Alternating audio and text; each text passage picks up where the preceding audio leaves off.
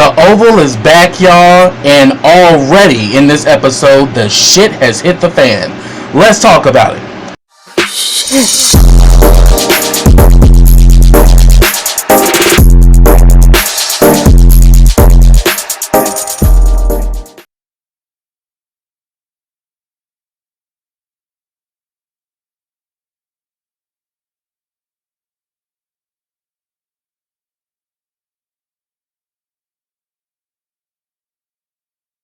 Hey, what's up, everybody? Welcome back to KRSTV. This is your boy Kenny. Now remember, subscribe to my channel. Click that bell so you get notifications every time I drop a video. Also, follow all the information I have in the description box. Also, like this video, comment on this video, and share this video. And before I get started, let me send a special shout out to my YouTube partner, BK WorldTube, where you find everything as far as black television and pretty much the black Netflix. You know, I had their link in the description box, and it will also be in the comment section, so go over there now and check them out, and let's keep this moving. So the episode picks up with Richard's family. You know, the cops have been called. Barry pretty much got arrested because he had the knife on him. You know, just goes to show you that Barry's dumb as shit. Like, so Barry's ass gets locked up, and they got him in the squad car. Meantime, more police come in and said that, look, we were called, what's going on? And they said that there was a woman from the Ragadushi cult who committed suicide, meaning Tally. They immediately think that, you know, they immediately, because when the guy goes inside, he immediately said it was a homicide. So they immediately, you know, lock up. Well, before that happens, a detective comes and questions them, and Richard already peeps that this detective thinks that they're guilty, so he tells Nancy, don't say anything, and he even said the same thing to Barry, don't say nothing, don't tell him anything. So Richard and Nancy end up getting arrested and get taken away, and I'm gonna come back to that in a minute as to what happens, you know, after that. Now I'm gonna go to the White House. Y'all remember how that mid-season finale ended, where Hunter went into the bathroom after having some good sex, some cocaine and wine with Miss Denise. He come back to the bed and find Miss Denise's head has been, you know, decapitated, and he literally has a sawed-off head of Denise in the bed, and there's blood everywhere. Hunter literally goes into complete shock and he passes out. And I definitely think Kyle knows exactly what happened. I don't think Kyle was the one who actually killed her, but Kyle knew of the situation because Kyle works for Victoria's father. And we come to see right here that motherfucker is ruthless, because the grandmother took Victoria and the kids out while Hunter thought he was going to have this little personal liaison with Denise. He go in the bathroom and come back, her head's cut off. So Kyle knows what happened, because we even see that one of the men cued him when to go in, and he goes in there, he gets Hunter to scrub in the shower, he literally cleans up everything, you know, he gets a big basket to put everything in it, including the head, and then tells Hunter, you need to be presidential, and you need to go down the hall, and you need to get yourself together. I'm like, wow. And we literally see that Kyle takes control and literally gets on the phone with Hunter and literally talks him through things, because Hunter is in complete shock. Total shock. And we see Kyle try to work his magic. He cleans the carpet, does all of this stuff, because it was a bloody mess. And here it is, he was doing everything he can to clean things up. Now I'm going to talk about the luncheon with grandmother. That damn grandmother is one shrewd bitch. And we see how Victoria is very well put together and is very submissive to her mother.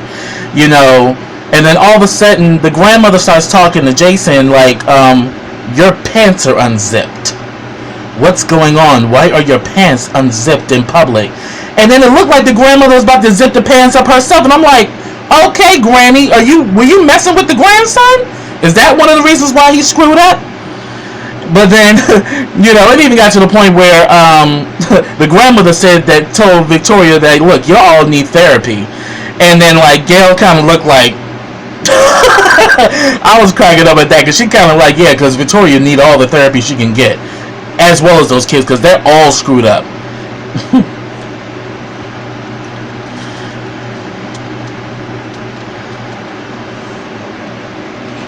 I'm sorry.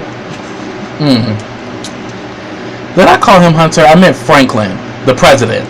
Yeah, because I think I just called him Hunter. I meant Franklin. So that was going on. Then we get a scene with Bobby and Lily. Now, I thought Bobby got out the car the last episode, but obviously they reconvened and they're back. He's back in her car again, and she's supposed to be meeting with the first lady, and he gives her the photos. And in these photos, we see Kyle with ass out, and see that, Kyle and Donald getting undressed, about to get it in. You got Kyle butt ass naked, and you got Donald getting naked, about to get him some of that man ass. And we see that Lily is in total shock, and she really didn't know. I mean, and obviously she's a beard, and this is what Bobby revealed with these photos. And then she was saying that now it all makes sense why it was so easy for me to go in that bathroom with you, because I've been so depraved of any sexual contact that when you came on to me, I went for it. And then Bobby was like, yeah, I know. And she's like, what you mean? He's like, I know, because the way you touched me, no one has ever held or touched me like that before. I'm like, Bobby, you better stir those grits. You still trying to get at her. And I'm like, I'm here for it, but boo-boo, you had to roll around in a hay with Cal's ass too. So own your shit, bruh. But he lets her know, but she tells him to get out the car because she's just emotionally, she's just emotionally shooken up by the whole situation. But he lets her know where he'll be if she needs him and everything. And she's like, he's like, I know you don't trust me, but you need to confront your husband, but be careful. And I'm like, yeah, because people will do crazy things to bury their secrets.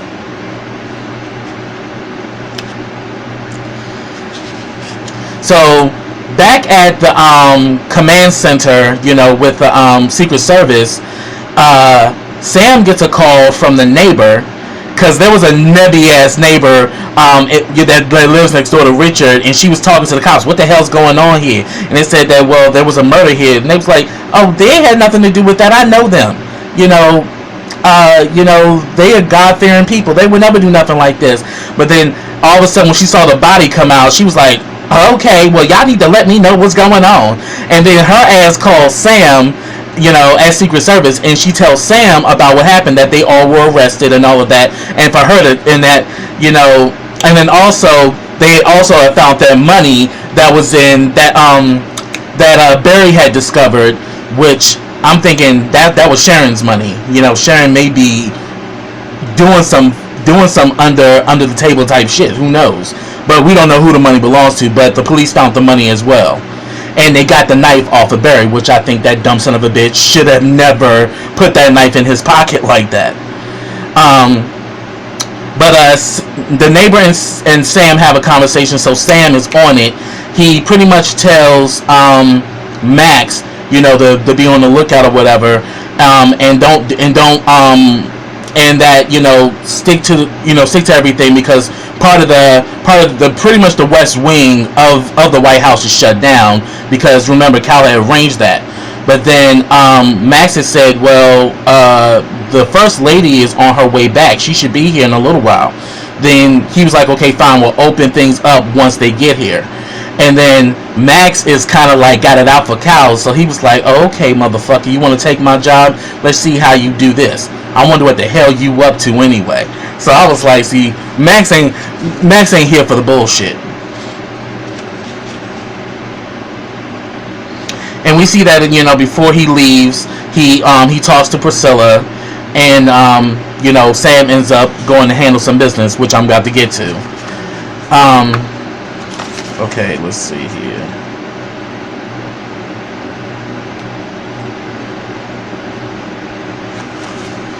Oh yeah, I already talked about that. Yeah, and I said the West Wing was blocked. I talked about that too. And then we see that Priscilla and Max have a conversation, and Max tells Priscilla that the elevator, the service elevator, that the maids and the staff uses will be open soon. Once the first lady and everything checks in, we'll open that back up. But Max is playing dirty because he's trying to get Cal trapped the fuck up. But honestly, I don't blame him. Then we get a scene with Victoria, Gail, and Jason. They're in the car on the way back to the White House, and Jason's talking about the grandmother and everything, and he even admits to Victoria, it's like every time you're around her, you have so much fear. Like, it's like you're afraid of her. And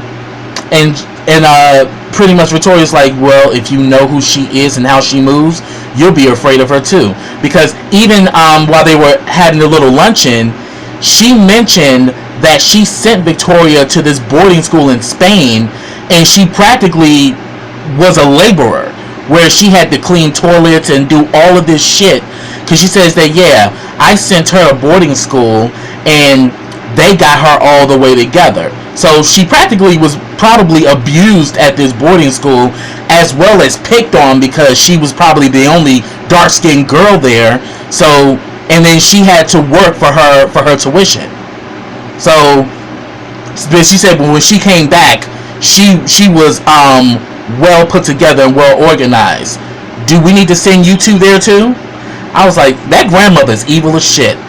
And then all of a sudden Gail was like, I'm not afraid of her. And then Victoria's like, well, the thing is, you need to be afraid of her. And Gail was like, but I'm not though. And then all of a sudden Victoria goes in with that shit like, you know what, you are a worthless waste of light skin, and all of that shit. And then she's pretty much saying that, the fact that you had everything handed to you, and yet you're still being stupid and still being a little bitch. I never had that. I was always reminded of how dark my skin was. I was never, my skin was never celebrated in this family. And then Jason was like, well, that explains a lot about you. And then she looks at Jason and is like, don't make me hurt you. And then Jason's like, you're gonna hurt me while we're in the car, like with Secret Service? And she was like, oh, let's get back to the house and just wait. And Jason immediately changes tune like, I'm sorry. I'm like, yeah, she was beating the crap out of them kids. And immediately he changed his tune because he knows that Victoria will wear his ass out. And that, but that's pretty much what it is. Like, this first family is a perfect family on canvas, but it's a whole bunch of bullshit behind the scenes. And I think that's what I like about the Oval, is that the White House and everything is just a backdrop to this crazy family drama. And a lot of people have been talking about, oh, he's trying to come for Scandal and all that. This show is nothing like Scandal. There's a lot of scandalous things going on, but the White House is just a backdrop. It's not like Olivia Pope is fixing people's problems. It's none of that. There's so many damn problems going on in so many different situations that it blows your mind. And I think that's what makes the Oval special, because it's nothing like Scandal. It's totally its own thing. So anybody who's saying that the show is like Scandal, y'all need to shut the fuck up and stop coming for Tyler, because I'm here for the Oval.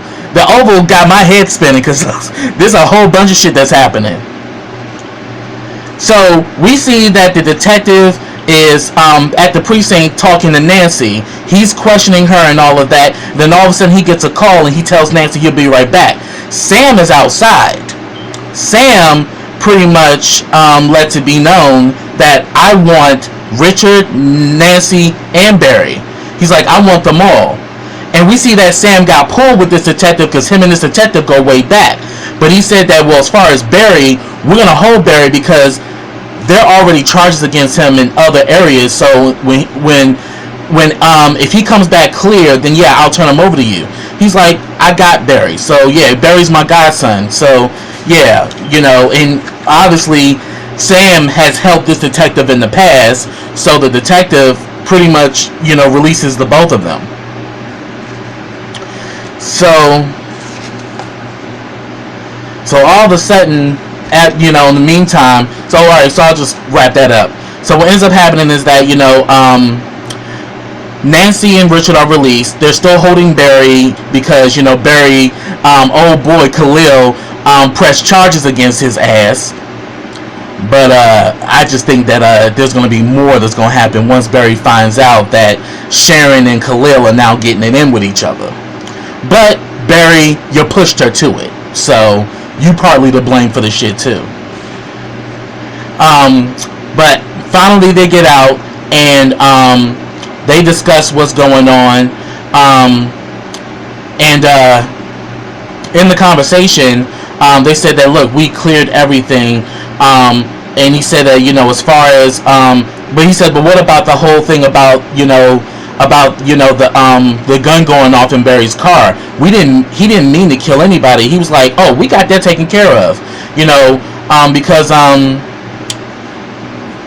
and then he's like, and he says, because Picky, and then all of a sudden Nancy was like, what about Picky?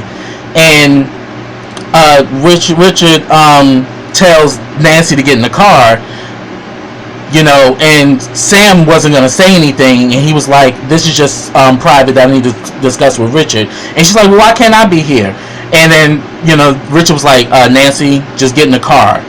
So she gets in the car, and Sam tells Richard that Picky's dead, because Cal killed him.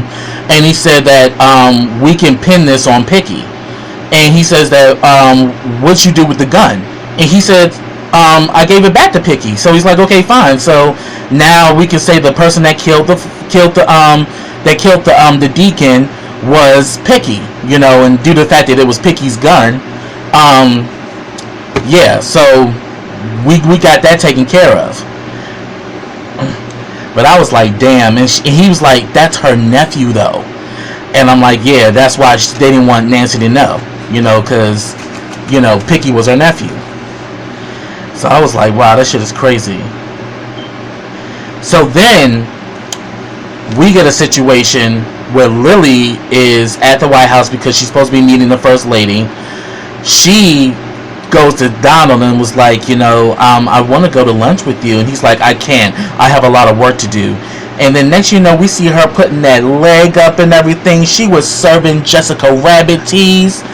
And damn, Donald was cold as ice. And then all of a sudden she begins to go in. It's like, why did you marry me? I thought, from being where I'm from, I was the luckiest girl in the world, and you swept me off my feet. And we also come to find out that Donald is originally from Watts as well, and I'm getting his ass too. And then all of a sudden, she was like, "Did you send me that man?"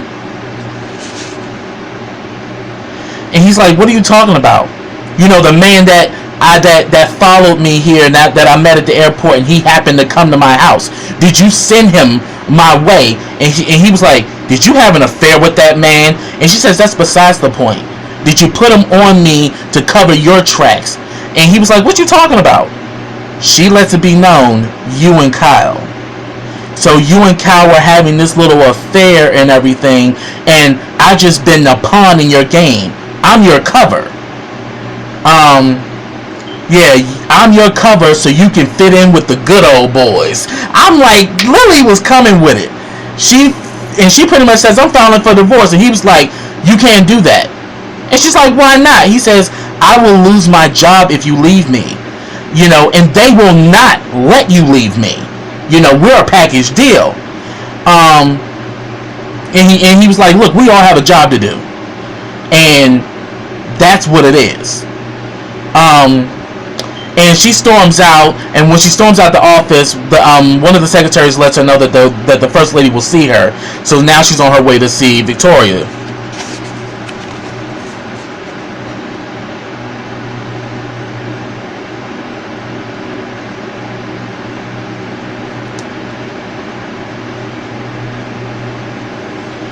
Alright, so we got that going on. So then we see that Kyle is in the service elevator and it's locked down, and Max is literally gloating off of this situation because he's like, "Yeah, I'm gonna expose the fuck out of you." And he's saying that, "Why won't you open the thing?" He's like, "Look, I already got instructions to open this part of the to open up this elevator at a certain time, and once that happens, I will open the elevator. But in the meantime, it's not going anywhere, and Max is just living for it because he's at the command room. And all of a sudden, when they open the elevator, we see Jean comes in, thinking that, because that's one of their bins that they use to do laundry. She's like, I'll take care of that. He's like, you won't do anything. Leave it alone. And then all of a sudden, she starts going into the bin, and she sees that head, and she screams her head off. And then he like, calm down, calm down. I was like, and Max is watching all of this. So I'm like, ooh, this is going to be some shit. We're going to see how Cal gets out of this one. But yeah, I'm so happy that the Oval is back, y'all, because this show is crazy as hell. But that's what I have. If I missed anything, get down in those comments and let me know your thoughts. And until next time, everybody, take care.